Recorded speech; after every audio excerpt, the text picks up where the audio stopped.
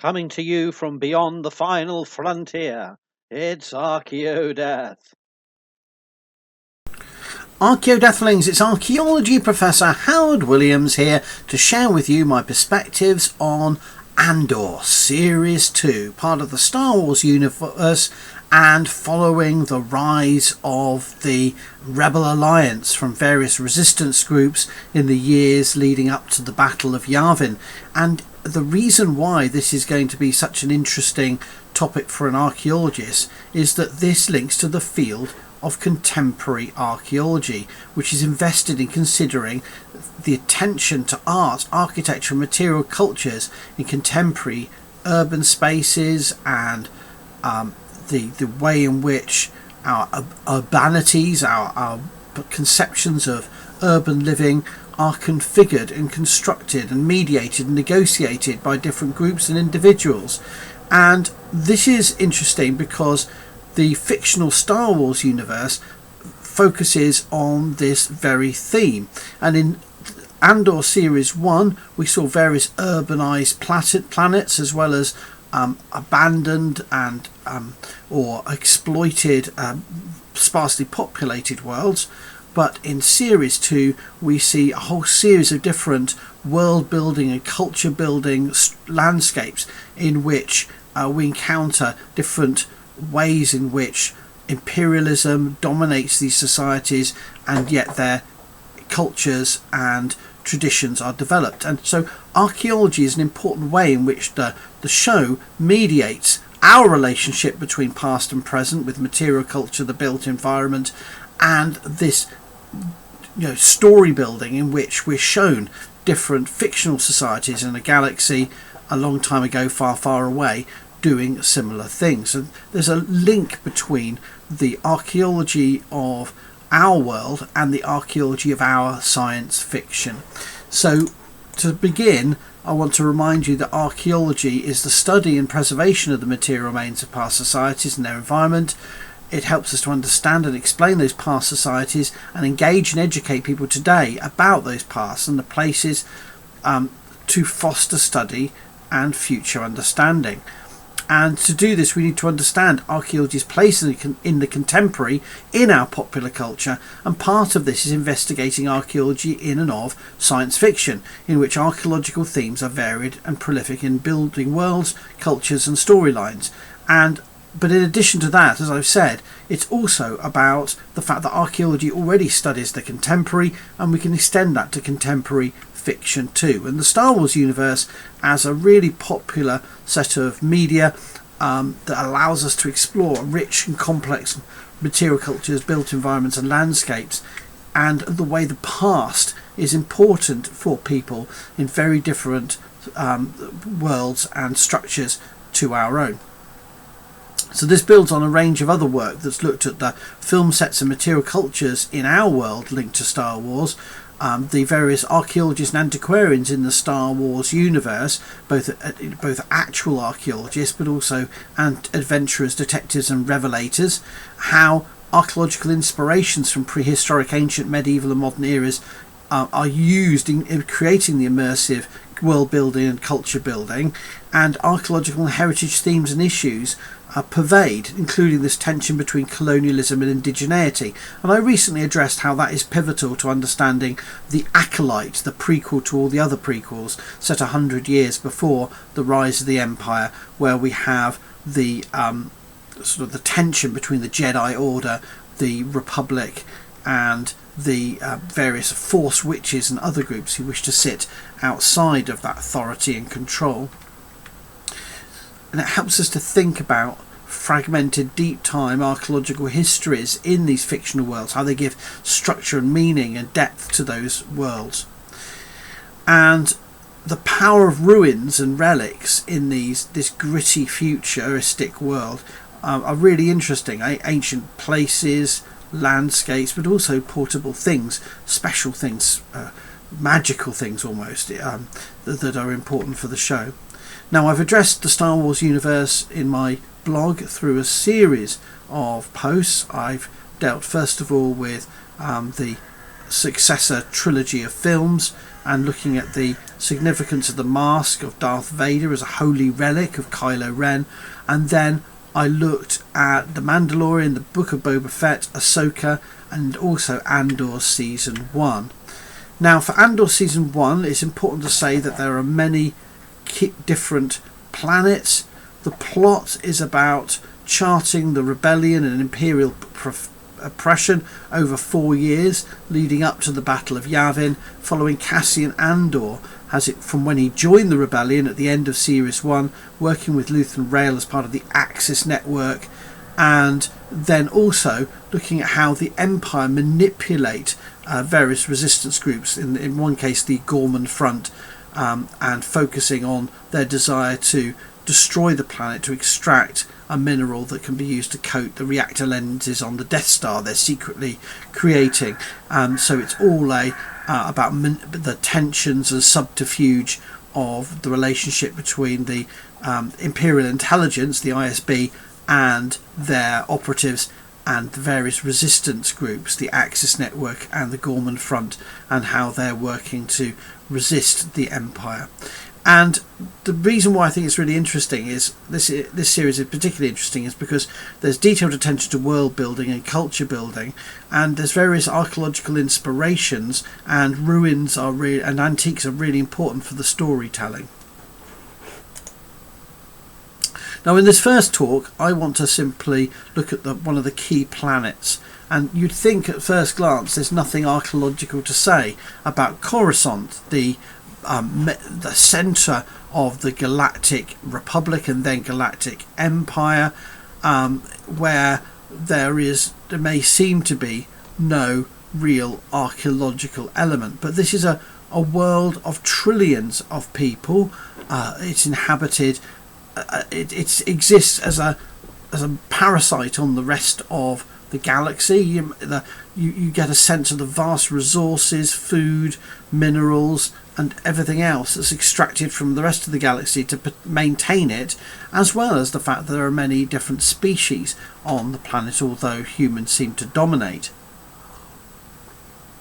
And we've seen this across many of the different Star Wars franchises, from the Clone Wars series as well as the films. But in Andor Series 2 we get a very distinctive insight into the nature of Coruscant's material environment, its built environment, and we see the luxurious landscapes of the privileged and the wealthy. We also get to see the underworlds, the sort of subterranean spaces, where we get hints of it when Lonnie meets Luthen, and also when Andor is seeking out a false identity to head to Gorman. So we get a sense of poverty and relatively lower class or working class environments underneath and below that salubrious top level, both vertical height in Coruscant as the planet is built up from its physical core, its natural core, which is completely visible, seems to relate to status, and the underworld is literally an underworld of dark spaces where criminals reside, whereas the top levels are the privileged, and this is a scene from a place at that interface. Now, in terms of the representation of this world, it draws on a lot of metropolises, particularly New York, where we can glimpse that sense of lavish, complex, above ground architecture, a sense of evolution and development in the different styles of the cityscape. So as well as a hierarchy, there's a sense of of evolution through time, with various facilities such as various hover trains and planes that allow transportation around this complex three-dimensional space. We also have a very important element of the series is the representation of the Axis flat, the Rebel flat apartment, which looks expansive but not exactly salubrious. It's supposed to be lower class, poorer dwellings, and it may be the impression is intended that this looks rather old, and indeed the style of this structure does appear like a between wars flat block from say London or New York or somewhere like that. So the idea is you get the sense of different temporalities, different ages, different antiquities, and different status levels within this society. And so as we move forward, we see that complexity of roots, of gantries, of different styles of dwelling, the landing plans for different spacecraft, not sufficient to sustain and support all of the inhabitants, many of whom presumably travel about by public transport. And we see public places, parks, such as here, next to an interchange. You can see people on a raised sort of train platform, and underneath other lines that from the noise you intended to understand are routes for further trains.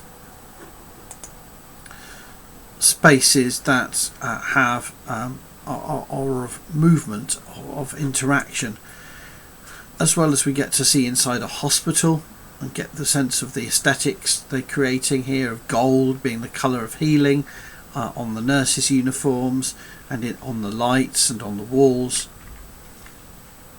as well as we are afforded a deep sort of exploration of public architectures. The Imperial Senate building and the Senate Plaza repeatedly appears, and also the architectures of the Imperial State. So ISB headquarters here looks like a modest squat pyramid, but reflects surfaces upwards and out, so one can see the world around it, including the much higher salubrious blocks. This is not trying to compete with them, it sets itself apart as sort of evoking an ancient architecture, implying stability, security and control.